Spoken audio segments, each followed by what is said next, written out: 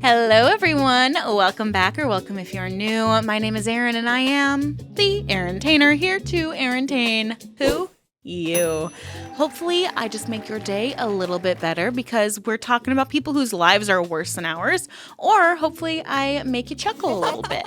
So let's jump right into these stories today because boy, oh boy, we got some more infidelity, which is our favorite, right?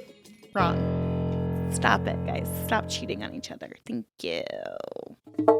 Am I the a-hole for reporting my fiance and her lover to the FBI for credit card fraud on the OF platform? This is gonna be good. Not long ago, I was engaged. My girlfriend seemed like someone you could build a life with. She was beautiful, intelligent, admired, and respected by everyone who knew her. She always had good ideas and instincts when it came to making money. She was the girl of my dreams, and I genuinely wanted to spend my whole life with her. After 2 years together, I proposed, and we planned to get married in Bali in 2025. In March of this year, I noticed something off about her behavior. She started coming home 4 to 5 hours late, often with excuses that didn't add up. I also noticed she put a privacy screen on her phone, making it impossible to see what she was doing on the phone.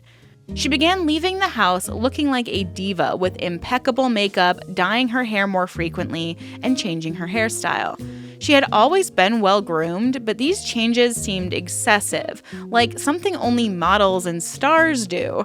I felt uneasy, and the feeling wouldn't go away.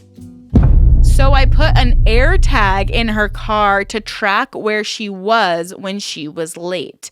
The same day I did this, I saw she was far from home and her car was parked in a rough area. I drove like a madman until I found her car and waited for her to return. After several hours, she came out of a house with a man. Surprise! They kissed passionately as they left. Despite my anger, I remained calm and decided to talk to her when we got home. I let her leave first so she wouldn't see me and then headed home myself. When I got home, I found her in the kitchen making dinner. Although I was furious during the drive, I managed to stay calm during our confrontation. After several hours of listening to her excuses, tears, and lies, she finally told me the truth. She'd started a relationship with that guy. He was involved in stealing credit card data from online store customers and convinced her to create an OF account and other adult live streaming sites. Together, they used stolen credit cards to fund her model accounts and split the profits. At my insistence, she showed me her OF and other accounts. After that, I quietly went to the couch and fell asleep. You fell asleep after that? I feel like I wouldn't be able to sleep for days. That's dang. The next day, I contacted the police and sent an email to the FBI explaining what my fiance was doing. I didn't tell her anything. I pretended to be upset but passive, and she believed me. Nothing happened for more than a week until one day police officers knocked on our door and arrested her. Wow. 1 month later, the FBI took over the case because her lover was part of a larger online scam group with many victims. A few days ago, I got a call from my ex-fiance who is currently out on bail. She accused me of ruining her life, saying I overreacted and should have just broken up with her instead of getting her arrested. Now I want to ask you all, am I the a-hole in this situation? Should I feel guilty for contacting the police and the FBI? No. She's a scam artist, stealing thousands of dollars from people. And I'm sorry, but when I first saw that you were getting married in Bali, I was like, oh, you got some shmoney. You guys have some money. So why is she running the scam? Like, what's going on? Why? I mean, I don't know if you have money. Maybe you both are broke and you just thought, oh, we'll manifest our dream wedding in Bali, and if we speak it, it'll just happen. Whatever. No, you're not the a-hole. Okay, as someone who has been scammed online with credit cards, it's really, really awful. It's awful. And this is also like the best cheater revenge story ever. Okay, well, thanks for finally coming clean about cheating on me, babe. Even though I'm the one that like discovered your infidelity and forced it out of you. You know what I'm gonna do? I'm gonna let it all slide. How about we stay together and you can just keep going on with your scam. Oh, you know what? Never mind. I don't really want to stay together with you. So I guess a fine punishment is losing me. No, she should go to jail. She should, like, you ruined her life. I'm sorry. Did you force her to start scamming people? No. And thank goodness you did contact the FBI, because I went to the police after I got scammed and they were basically like, there is nothing we can do. And I was like, well, I'm going to drive to the house and I'm going to find the person that scammed me and I'm going to go to Alabama because I think I can trace their phone number to somewhere in Alabama. And I never did, because I was like, that's going to be dangerous. Like, who are these people that are scamming you? And I know you're probably asking, how did you get scammed? I don't want to talk about it. Whoa. Just never like send anybody money, okay? If they're like, oh, we can't take a card right now, don't give them any information or money. You will feel like an idiot. Not even if you think you're calling a business. I thought I was calling United Airlines, and this is why I don't like flying with United. And now I'm realizing that's the trauma, and I'm flying United soon. So, dang it. Let's send me good vibes that nothing bad happens, okay? This is the classic, like, cheater gets what's coming to them. I'm so sorry, but, like, this is what you deserve and more, okay? Here's another story. My husband's work wife proposed to him. Can we leave other people's husbands alone? Can we just, like, make a deal that we're going to leave other people's husbands alone? Thank you so much. My husband has a work wife. They are friends who go out to lunch often and tease each other and talk about personal things. She brings him homemade lunches sometimes, and he's brought her leftover desserts that I made. It didn't bother me at first, but it feels like she has a connection to him that I don't. Yeah, I would be very bothered by this. To make matters worse, she work proposed to him to make their work relationship work official. She playfully feels like he's not a real work husband if they don't have an actual work wedding. Oh my gosh. Absolutely not. Absolutely not. This is humiliating for you at home, the wife, or at your job. Like, I would be livid. I'd be like, that's weird.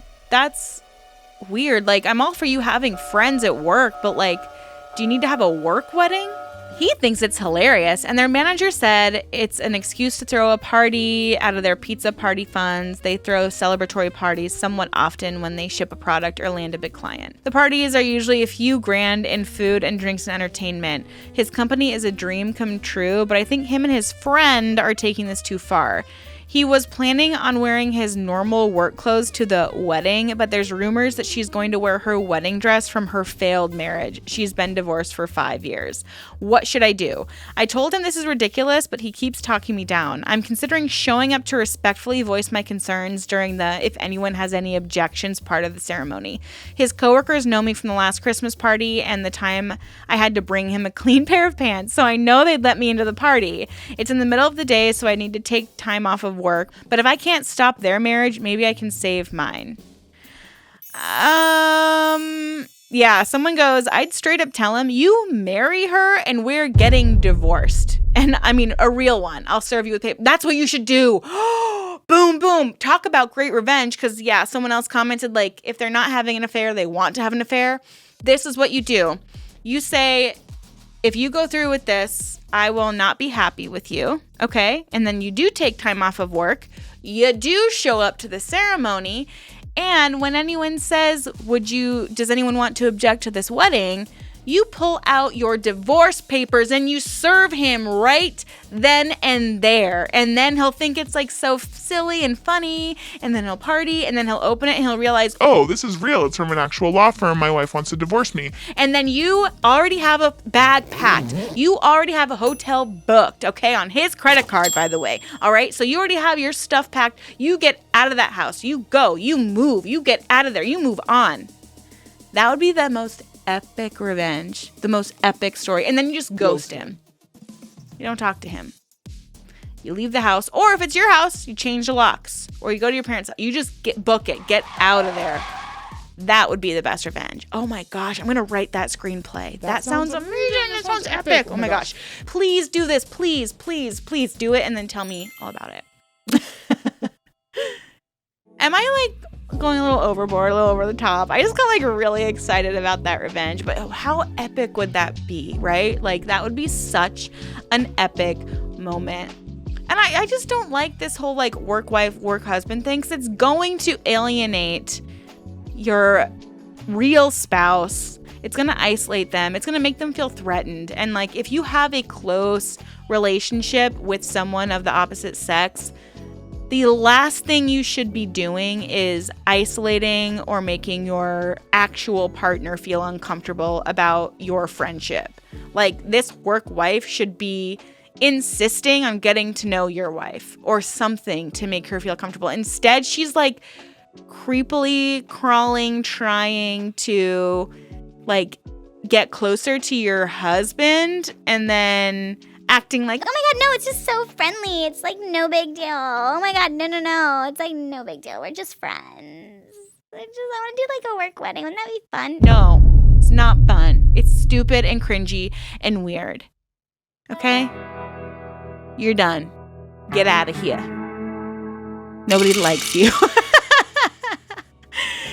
But seriously, like, what would you do in this situation? Because I know I would be absolutely livid. Like, I don't think my fiance would even dare. If a woman brought that up to him, he would not even know how to respond except with, You probably shouldn't do that. he knows. I'm a Gemini and he knows I'll flip on a switch. Okay? Okay? Don't mess with me. Thank you so much. All right, everybody. Thank you guys so much for tuning in today. I hope you enjoyed this little episode. What would you do in this situation? Have you done something like this? Like, what is the pettiest way you got revenge for someone cheating on you? Because I've been cheated on before and I was just sad. I didn't do anything petty. And I really wish I had, just for the plot, you know? Anyways, you guys, thanks again, and I will see you in my next video very soon. Bye.